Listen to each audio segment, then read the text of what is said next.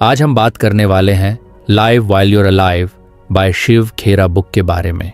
जिंदगी में कई बार हम सोचते हैं कि अगर हम किसी अच्छी जगह घूमने चले जाएं, मेडिटेशन करें, योगा करें या कोई और स्ट्रेस मैनेजमेंट टेक्निक अपनाएं तो हमारी परेशानियां खत्म हो जाएंगी।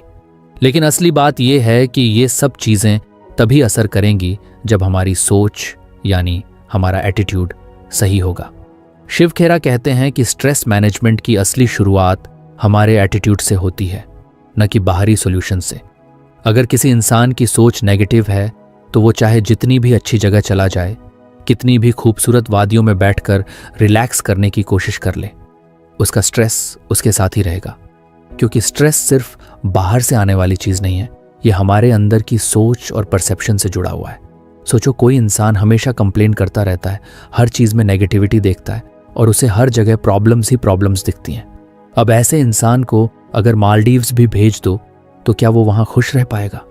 शायद पहले दिन उसे अच्छा लगे, लेकिन धीरे धीरे वही पुरानी बातें, वही परेशानियाँ उसके दिमाग में घूमने लगेंगी और वेकेशन का मज़ा ख़त्म हो जाएगा। दूसरी तरफ अगर कोई इंसान पॉजिटिव माइंडसेट के साथ है तो वो अपने रोज़मर्रा की छोटी छोटी चीज़ों में भी खुशी ढूंढ लेगा, चाहे वो घर पर हो या किसी ट्रैवल डेस्टिनेशन पर। मेडिटेशन, योगा, डीप ब्रीदिंग, ये सब बहुत इफ़ेक्टिव टेक्निक्स हैं, लेकिन ये तभी काम करेंगी जब हमारे अंदर एक सही माइंडसेट हो। अगर कोई इंसान बस मैकेनिकली ये सब करता रहे लेकिन अंदर से नेगेटिव ही सोचता रहे तो कुछ खास फ़ायदा नहीं होगा। इसका सबसे अच्छा एग्जाम्पल जिम जाने वाले लोगों से लिया जा सकता है। अगर कोई इंसान सिर्फ मशीन्स पर एक्सरसाइज करता है लेकिन अपनी डाइट का ध्यान नहीं रखता तो क्या उसे अच्छे रिजल्ट्स मिलेंगे? नहीं ना।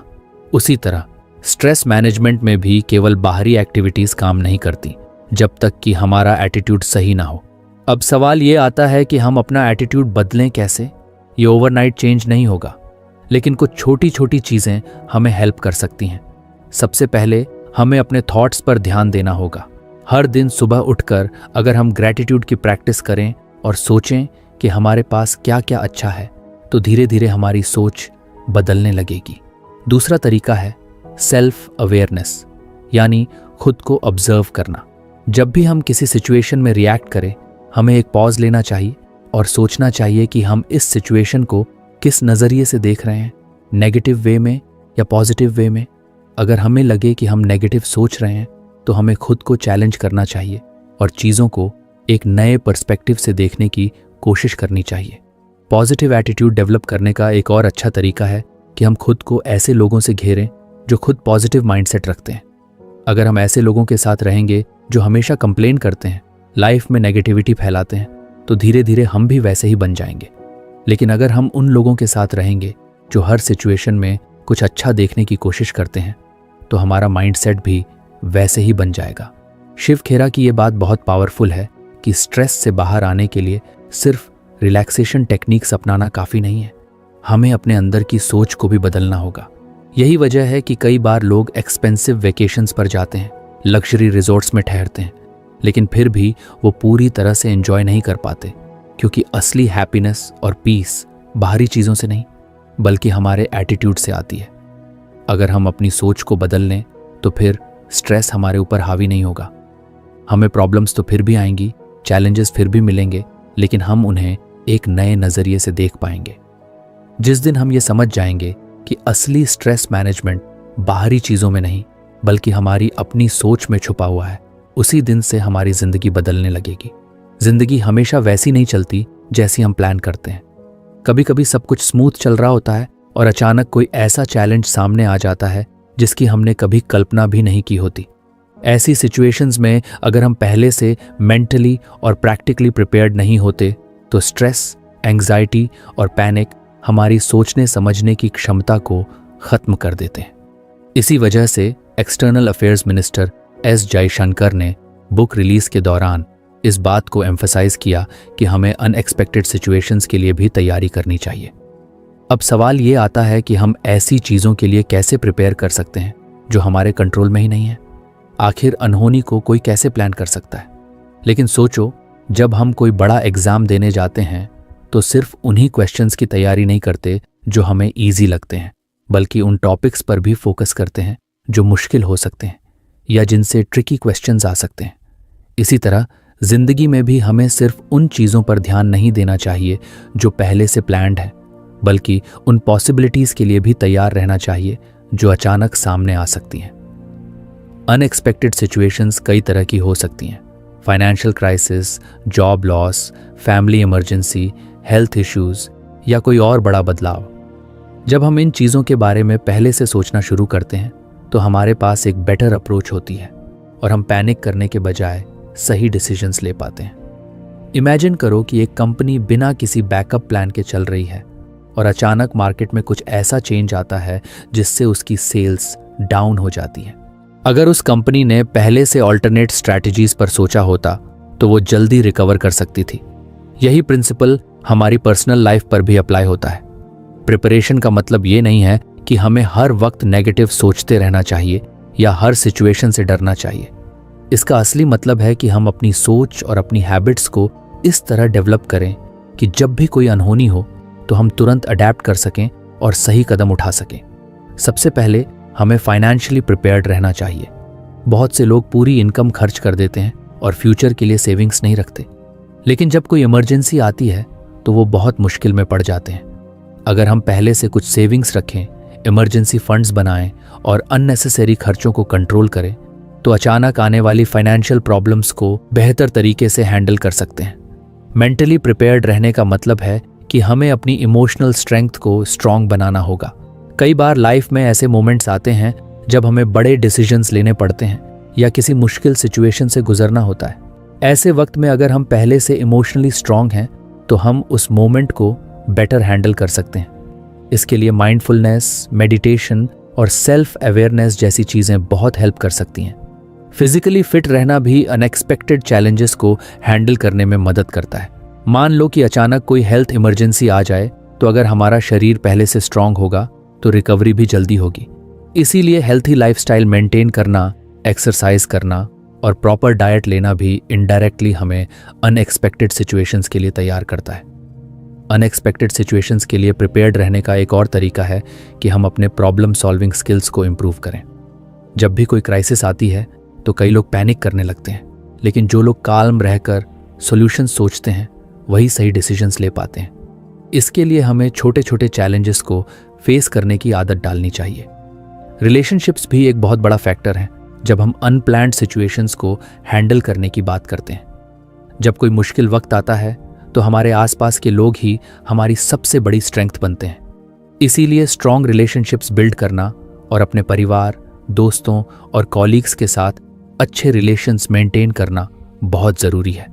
जिंदगी में अनसर्टेनिटी को पूरी तरह से कंट्रोल करना नामुमकिन है, लेकिन अगर हम मानसिक, आर्थिक, भावनात्मक और शारीरिक रूप से तैयार रहते हैं तो हम किसी भी अनप्लान्ड सिचुएशन को ज़्यादा इफेक्टिवली हैंडल कर सकते हैं।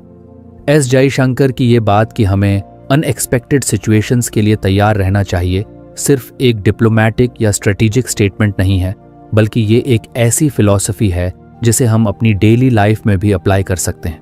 प्रिपेयर्ड रहना सिर्फ एक चॉइस नहीं, बल्कि एक ज़रूरी स्किल है जो हर किसी को सीखनी चाहिए। रिश्ते हमारी ज़िंदगी का सबसे खूबसूरत और ज़रूरी हिस्सा होते हैं। हम कितने भी सक्सेसफुल हो जाएं, अगर हमारे पास अपने लोग नहीं हैं तो वो खुशी अधूरी ही लगती है। इसीलिए कहा जाता है कि सिर्फ पैसों या अचीवमेंट्स में ही इन्वेस्ट करना काफ़ी नहीं होता, हमें रिलेशनशिप्स में भी इन्वेस्ट करना चाहिए। बहुत से लोग ये गलती करते हैं कि वो अपनी जॉब, करियर और दूसरी चीज़ों में इतने बिजी हो जाते हैं कि अपने करीबी रिश्तों को समय ही नहीं दे पाते। उन्हें लगता है कि फैमिली और फ्रेंड्स तो हमेशा साथ रहेंगे, लेकिन सच्चाई ये है कि हर रिश्ता भी एक प्लांट की तरह होता है जिसे ग्रो करने के लिए टाइम और अटेंशन चाहिए। अगर हम इसे इग्नोर करेंगे तो धीरे धीरे ये कमज़ोर पड़ जाएगा। अक्सर स्ट्रेस और मेंटल हेल्थ इश्यूज़ का एक बड़ा कारण यही होता है कि लोग इमोशनली अलोन फील करने लगते हैं। लेकिन जब हमारे पास स्ट्रॉन्ग रिलेशनशिप्स होते हैं तो वो हमारी ज़िंदगी में एक सेफ्टी नेट की तरह काम करते हैं। जब भी कोई मुश्किल आती है, अगर हमारे पास अपने लोग होते हैं तो हम उस मुश्किल का सामना ज़्यादा हिम्मत से कर पाते हैं। इमेजिन करो कि तुम किसी बड़ी परेशानी में हो और कोई ऐसा इंसान तुम्हारे पास हो जो तुम्हें समझे, तुम्हारी बात सुने और तुम्हें इमोशनल सपोर्ट दे। ये अपने आप में ही एक बहुत बड़ा स्ट्रेस बस्टर होता है। रिश्तों में इन्वेस्टमेंट का मतलब सिर्फ ये नहीं है कि हम किसी के साथ ज्यादा टाइम बिताएं, बल्कि इसका असली मतलब है कि हम क्वालिटी टाइम दें और सच में उस इंसान से जुड़ने की कोशिश करें। आजकल सोशल मीडिया पर हम सैकड़ों लोगों से कनेक्टेड रहते हैं, लेकिन फिर भी बहुत सारे लोग अकेलापन महसूस करते हैं। इसकी वजह यह है कि कनेक्शंस सिर्फ ऑनलाइन होने से स्ट्रांग नहीं बनते, उन्हें रियल लाइफ में भी नर्चर करना होता है। ट्रस्ट, अंडरस्टैंडिंग और कम्युनिकेशन, ये 3 पिलर्स होते हैं किसी भी स्ट्रांग रिलेशनशिप के। अगर हमारे रिश्तों में ट्रस्ट नहीं है तो वो कभी भी मजबूत नहीं हो सकते। इसके लिए हमें अपने एक्शन से ये दिखाना होगा कि हम सच में उस इंसान की केयर करते हैं। अंडरस्टैंडिंग का मतलब है कि हम सिर्फ अपनी बात कहने के बजाय सामने वाले को भी समझने की कोशिश करें। बहुत बार हम दूसरों से एक्सपेक्ट तो बहुत कुछ करते हैं, लेकिन उनकी फीलिंग्स को इग्नोर कर देते हैं। अगर हम अपने रिश्तों को स्ट्रांग बनाना चाहते हैं तो हमें ये सीखना होगा कि सामने वाले की पर्सपेक्टिव को भी समझें। कम्युनिकेशन भी बहुत ज़रूरी फैक्टर है। कई बार छोटे छोटे मिसअंडरस्टैंडिंग्स इसलिए हो जाते हैं क्योंकि हम खुलकर अपनी बात नहीं कह पाते या सामने वाले की बात को सही से सुनते नहीं। स्ट्रांग रिलेशनशिप्स के लिए ज़रूरी है कि हम ओपन और ऑनेस्ट कम्युनिकेशन करें, बिना किसी डर के। अगर हमें किसी की कोई बात बुरी लगती है तो उसे दिल में रखने के बजाय आराम से बात करके क्लियर करना बेहतर होता है। रिश्तों को मजबूत करने के लिए हमें छोटे छोटे जेस्चर्स का भी ध्यान रखना चाहिए, जैसे कि रैंडमली किसी को कॉल करके पूछ लेना कि वो कैसे हैं, बिना किसी काम के किसी दोस्त से मिलने चले जाना, किसी खास दिन पर फैमिली के साथ टाइम बिताना। ये सब चीज़ें छोटी लग सकती हैं, लेकिन ये हमारे रिलेशनशिप्स को बहुत गहरा बना देती हैं। रिश्तों में इन्वेस्टमेंट का एक और मतलब है कि हम गिव एंड टेक के बैलेंस को समझें। बहुत बार ऐसा होता है कि कोई एक इंसान हमेशा एफर्ट डालता है और दूसरा बस रिसीव करता है, लेकिन किसी भी हेल्थी रिलेशनशिप के लिए ज़रूरी है कि दोनों तरफ से इक्वल एफर्ट्स हों। अगर हम चाहते हैं कि लोग हमें वैल्यू करें तो हमें भी उनकी लाइफ में एक वैल्यूएबल इंसान बनना होगा। कई बार लाइफ में ऐसे मोमेंट्स आते हैं जब कोई अपना हमसे दूर होने लगता है या किसी वजह से रिश्ते में दूरियां आ जाती हैं। ऐसे में ईगो को साइड में रखकर इनिशिएटिव लेना बहुत ज़रूरी होता है। अगर कोई रिश्ता हमारे लिए सच में इम्पॉर्टेंट है तो हमें उसे बचाने और उसे मजबूत बनाने के लिए स्टेप्स लेने चाहिए। स्ट्रेस मैनेजमेंट की बात करें तो स्ट्रांग रिलेशनशिप्स इस मामले में भी एक बहुत बड़ी रोल प्ले करते हैं। जब हमारी लाइफ में ऐसे लोग होते हैं जिन पर हम भरोसा कर सकते हैं, जो हमें सपोर्ट करते हैं, तो हमारी एंग्जाइटी और स्ट्रेस ऑटोमेटिकली कम हो जाते हैं। रिसर्च भी यही कहती है कि जिन लोगों के पास स्ट्रांग सोशल कनेक्शंस होते हैं उनकी मेंटल हेल्थ ज़्यादा अच्छी रहती है और वो लाइफ में ज़्यादा हैप्पी रहते हैं। आज की फास्ट लाइफ में ये बहुत ज़रूरी हो गया है कि हम अपने रिलेशनशिप्स में कॉन्शियसली इन्वेस्ट करें। सिर्फ पैसा कमाने या करियर बनाने में ही पूरा ध्यान लगाने से ज़िंदगी पूरी नहीं होती। हमें अपने लोगों के साथ भी समय बिताना सीखना होगा। जो लोग ये बैलेंस बना लेते हैं वही सच में एक फुलफिलिंग लाइफ जीते हैं। जिंदगी में खुश रहना और मानसिक शांति बनाए रखना हर किसी की ख्वाहिश होती है, लेकिन कई बार हम खुद ही ऐसे लोगों या सिचुएशंस में फंस जाते हैं जो हमारी एनर्जी को ड्रेन कर देते हैं। यही नेगेटिविटी या टॉक्सिसिटी होती है जो धीरे धीरे हमारी मेंटल हेल्थ पर असर डालती है। इसलिए ज़रूरी है कि हम कॉन्शियस अपनी ज़िंदगी से टॉक्सिसिटी को एलिमिनेट करें और खुद को एक पॉजिटिव और हेल्थी एनवायरनमेंट में रखें। टॉक्सिसिटी सिर्फ रिलेशनशिप्स तक सीमित नहीं है, बल्कि ये हर उस चीज़ में हो सकती है जो हमें मेंटली या इमोशनली परेशान करती है। कभी कभी ये हमारे आसपास के लोग होते हैं, कभी कोई जॉब, कभी कोई हैबिट, तो कभी सोशल मीडिया भी। ऐसी चीज़ें धीरे धीरे हमारी हैप्पीनेस को ख़त्म कर देती हैं और हमें मेंटली वीक बना देती हैं। इसीलिए नो टॉक्सिसिटी प्रिंसिपल पर जोर दिया गया ताकि लोग अपनी लाइफ से नेगेटिविटी को हटाकर एक बेहतर और पीसफुल लाइफ जी सकें। सबसे पहले बात करते हैं टॉक्सिक रिलेशनशिप्स की। ये ऐसे रिश्ते होते हैं जहां हमें बार बार स्ट्रेस, गिल्ट, सैडनेस या लो सेल्फ एस्टीम महसूस होता है। ऐसे लोग हमारी इमोशंस को मैनिपुलेट करते हैं, हमें बार बार क्रिटिसाइज करते हैं या हमें हमेशा नीचे महसूस कराते हैं। कई बार हम ऐसे लोगों को टॉलरेट करते रहते हैं क्योंकि हमें लगता है कि हम उन्हें बदल सकते हैं, लेकिन सच ये है कि अगर कोई खुद बदलना न चाहे तो हम कुछ नहीं कर सकते। ऐसे में सबसे अच्छा सॉल्यूशन यही है कि हम अपनी बाउंड्रीज सेट करें और खुद को ऐसे लोगों से दूर रखें।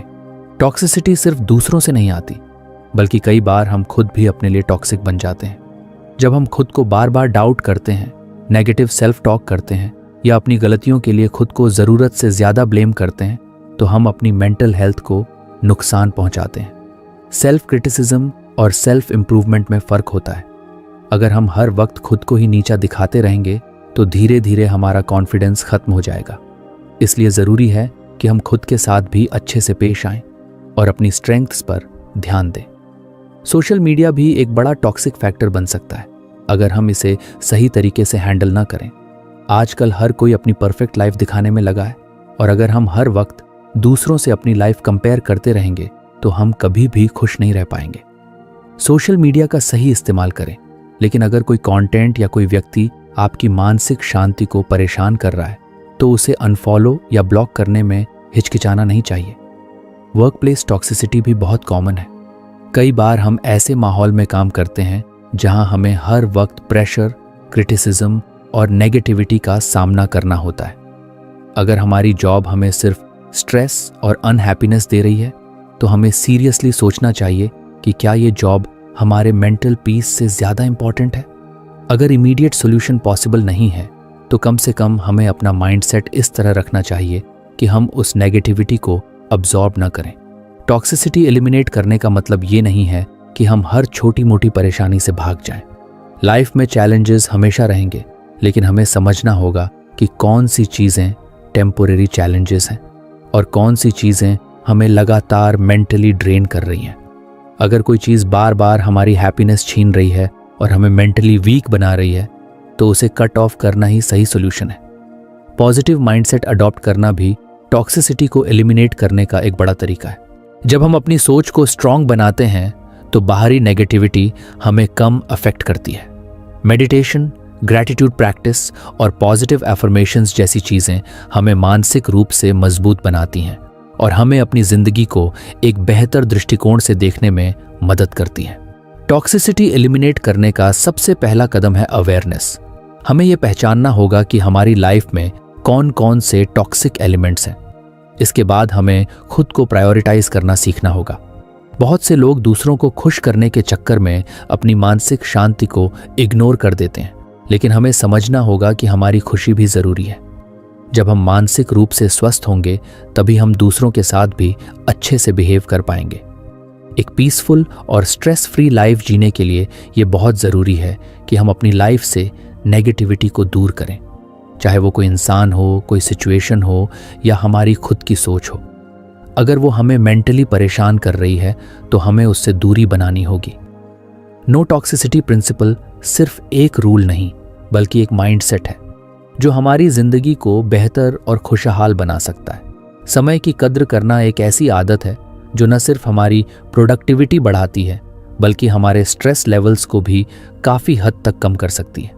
अक्सर देखा जाता है कि लोग खुद को हमेशा बिजी दिखाने में लगे रहते हैं, लेकिन असल में उनका ज़्यादा समय नॉन प्रोडक्टिव एक्टिविटीज़ में वेस्ट हो जाता है। यही वजह है कि वो हमेशा काम के बोझ से दबे हुए महसूस करते हैं और स्ट्रेस उनकी ज़िंदगी का हिस्सा बन जाता है।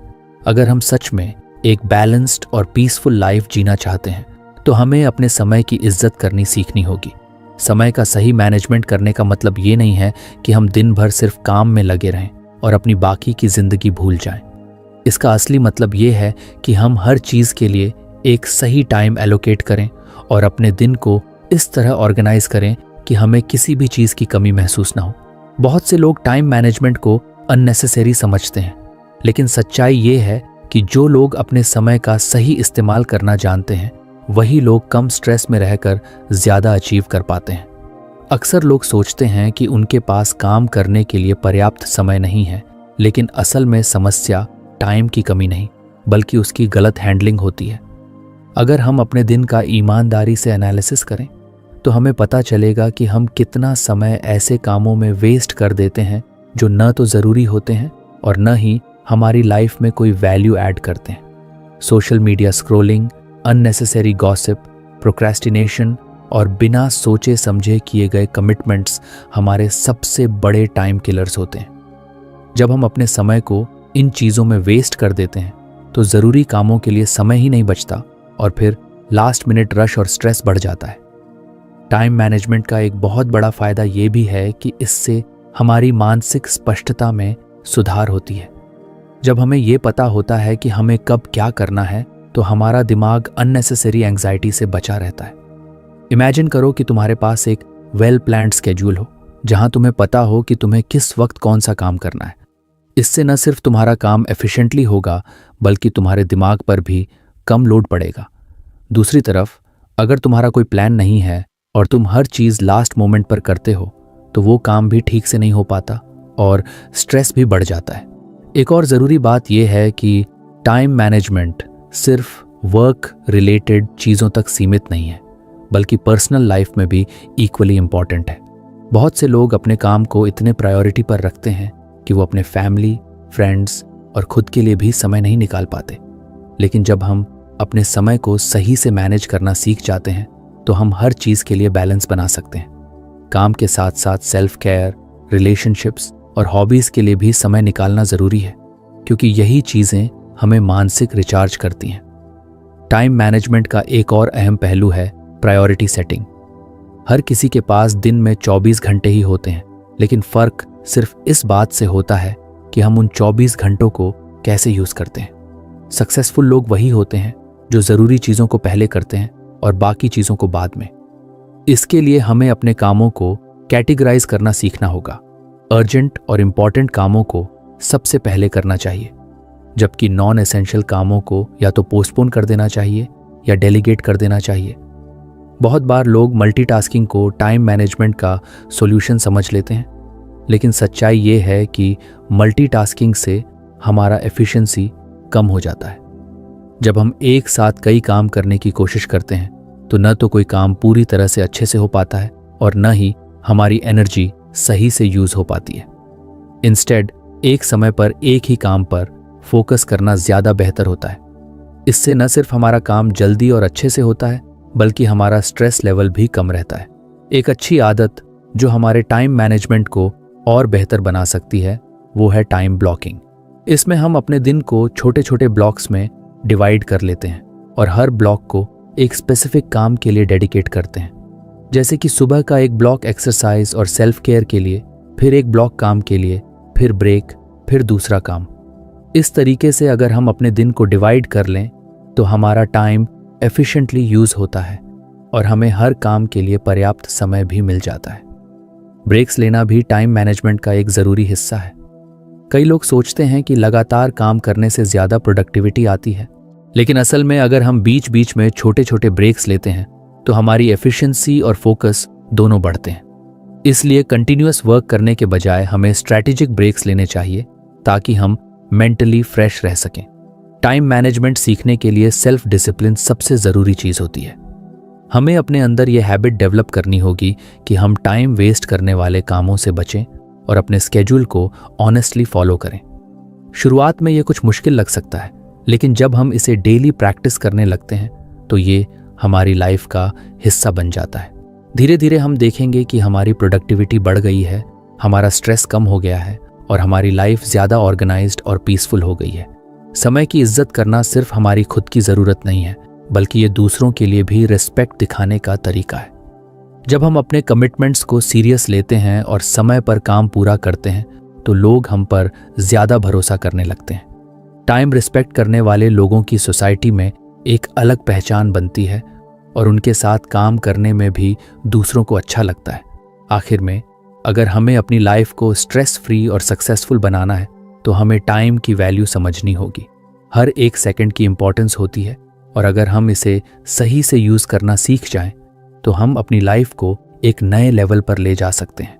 टाइम मैनेजमेंट कोई बोरिंग या अननेसेसरी चीज़ नहीं बल्कि ये एक पावरफुल स्किल है जो हमारी ज़िंदगी को बेहतर बना सकती है। जब हम अपने समय की इज्जत करना सीख लेंगे तो हमारी लाइफ में ना सिर्फ एफिशिएंसी आएगी बल्कि हम ज़्यादा रिलैक्स्ड और खुश भी महसूस करेंगे। आज की फास्ट पेस्ड लाइफ में लोग काम, कमिटमेंट्स और रिस्पॉन्सिबिलिटीज़ में इतने उलझ जाते हैं कि वे एक बहुत ज़रूरी चीज़ को भूल जाते हैं, रेस्ट और रिकवरी। हम में से ज़्यादातर लोग ये मानते हैं कि जितना ज़्यादा हम काम करेंगे उतना ही ज़्यादा हम सक्सेस के करीब पहुंचेंगे, लेकिन सच्चाई ये है कि बिना प्रॉपर रेस्ट और रिकवरी के कोई भी व्यक्ति अपनी फुल पोटेंशियल तक नहीं पहुंच सकता। स्ट्रेस मैनेजमेंट का सबसे पहला और सबसे ज़रूरी स्टेप यही है कि हम अपने शरीर और दिमाग को पूरा आराम दें। इसी वजह से get a good night sleep को इस विषय में एक महत्वपूर्ण टेक अवे माना गया है। हमारे शरीर को रिचार्ज होने के लिए प्रॉपर स्लीप की ज़रूरत होती है।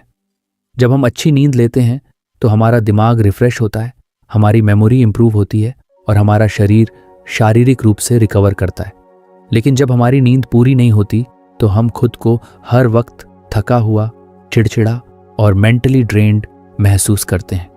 इसका असर सिर्फ हमारी मूड पर ही नहीं बल्कि हमारी प्रोडक्टिविटी, डिसीजन मेकिंग एबिलिटी और इवन हमारे रिलेशनशिप्स पर भी होता है। कई बार लोग सोचते हैं कि कम सोने से वो ज़्यादा काम कर लेंगे, लेकिन असल में नींद की कमी से उनकी एफिशिएंसी और फोकस दोनों ही कम हो जाते हैं। स्लीप डिप्रिवेशन का सबसे बड़ा साइड इफेक्ट ये है कि इससे स्ट्रेस लेवल्स बढ़ जाते हैं।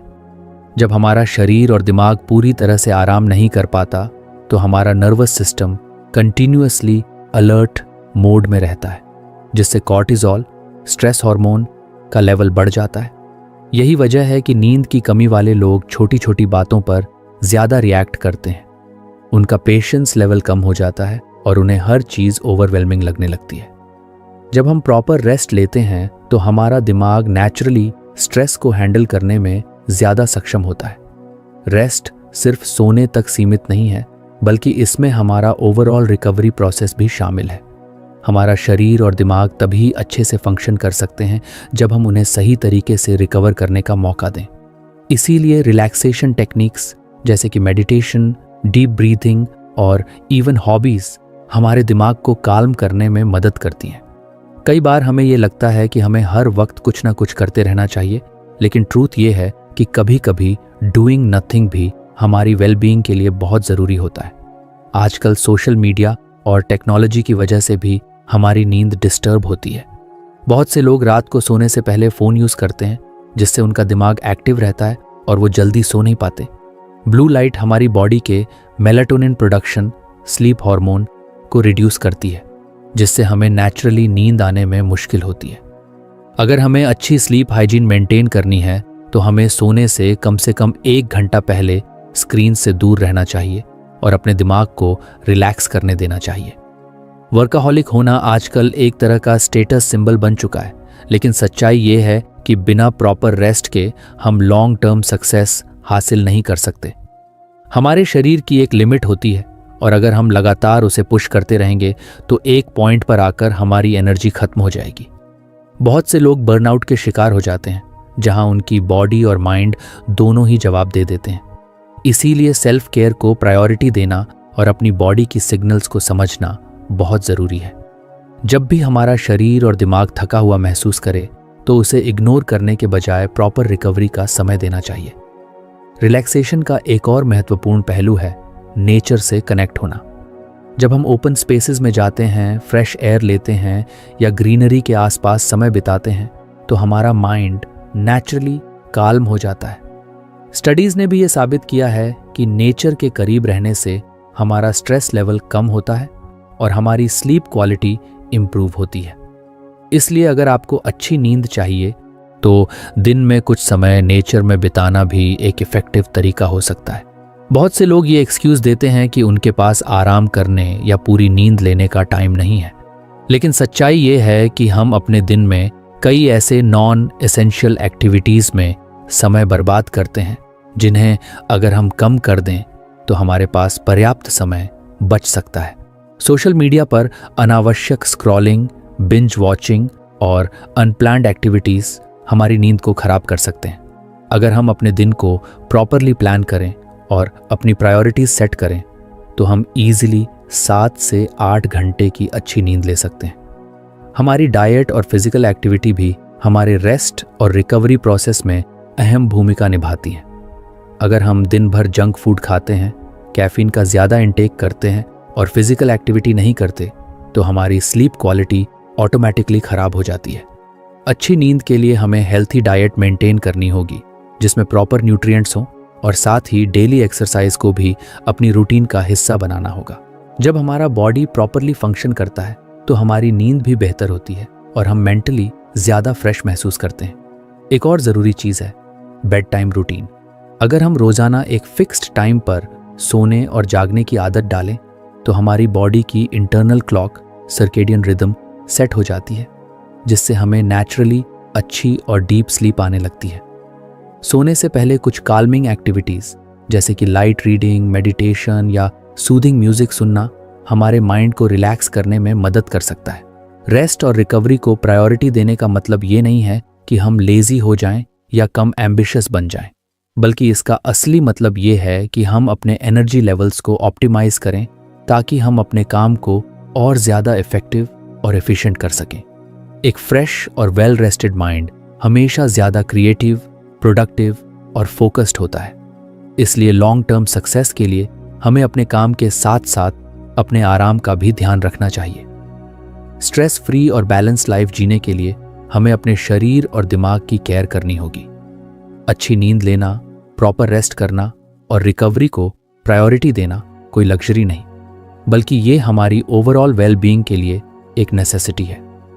जब हम अपने शरीर और दिमाग को पूरा आराम देंगे तभी हम अपनी पूरी पोटेंशियल को अनलॉक कर पाएंगे और एक हैप्पी, हेल्थी और सक्सेसफुल लाइफ जी सकेंगे। आजकल की फास्ट पेस्ड लाइफ में लोग इतना बिजी हो गए हैं कि प्रॉपर रेस्ट और रिकवरी को इम्पोर्टेंस देना ही भूल जाते हैं।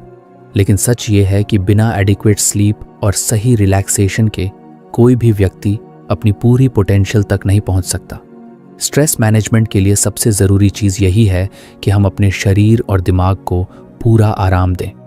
External affairs minister S Jaishankar ने भी इस बात पर जोर दिया कि get a good night sleep एक की टेक अवे है, क्योंकि प्रॉपर रेस्ट हमारी प्रोडक्टिविटी और वेल बीइंग के लिए फंडामेंटल है। जब हम अच्छी नींद लेते हैं तो हमारा दिमाग रिफ्रेश होता है, मेमोरी इंप्रूव होती है और बॉडी फिजिकली रिकवर करती है। लेकिन जब हम अपनी स्लीप को इग्नोर करते हैं तो हर वक्त थका हुआ, चिड़चिड़ा और मानसिक रूप से थका हुआ महसूस करने लगते हैं।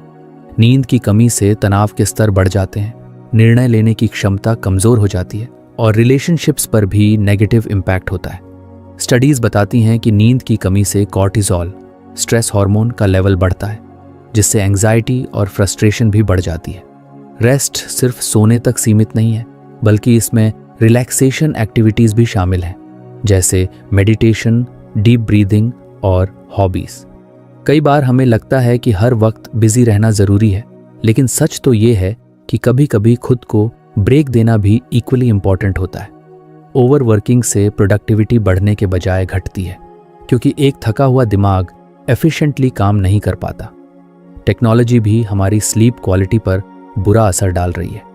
बहुत से लोग सोने से पहले फ़ोन यूज़ करते हैं, जिससे उनका दिमाग एक्टिव रहता है और नींद आने में प्रॉब्लम होती है। Blue light melatonin sleep hormone को सस्प्रेस करती है, जिससे बॉडी का नेचुरल स्लीप साइकिल डिस्टर्ब हो जाता है। अगर हमें अच्छी स्लीप हाइजीन मेंटेन करनी है तो सोने से पहले स्क्रीन से दूर रहना और रिलैक्सिंग एक्टिविटीज़ अपनाना ज़रूरी है। आजकल वर्कहोलिज्म को एक स्टेटस सिंबल की तरह देखा जाता है, लेकिन बिना प्रॉपर रेस्ट के कोई भी लॉन्ग टर्म सक्सेस हासिल नहीं कर सकता।